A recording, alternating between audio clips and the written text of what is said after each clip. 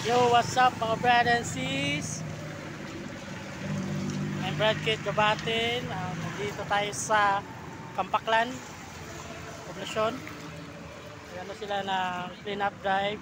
Ang Kappa Omega chapter, headed by Brad Vicente and Brad Dennis. Nandito siya, si Brad Dennis. Ito. So, medyo ano pa dito guys, mga brad and sis. Shout out mga brad.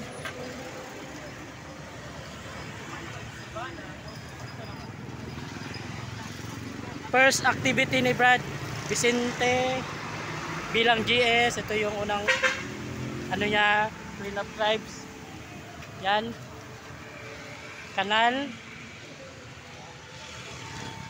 Tinanggal namin yung kangkong kasi barado na dito, mahirap nang umagos yung tubig. Salamat mga brad sa suporta. Long live mga brad. Yan, nagflow na yung tubig dito.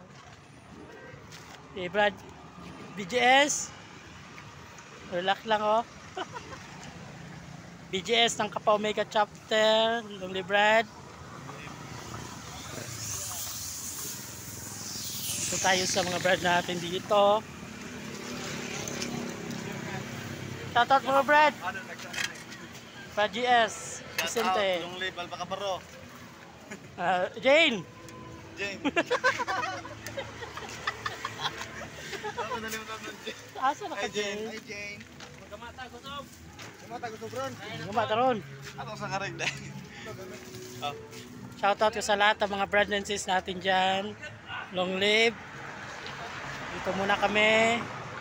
Community Service, Sibulan, Local Council, Brad GS, Edwin Umbak. Happy anniversary pala sa Delta Mu chapter, Balugo. Celebrate sila ngayon. Ewan ko kung makapunta ko. Long live tayo dyan. Brad GS, Brad Jesse, Sime Franca. Long live. Happy anniversary dyan.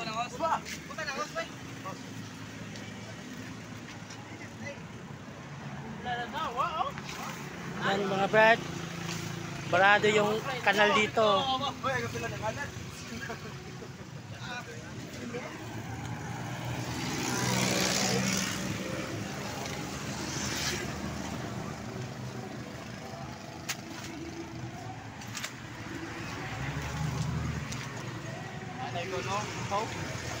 Long live mga brad.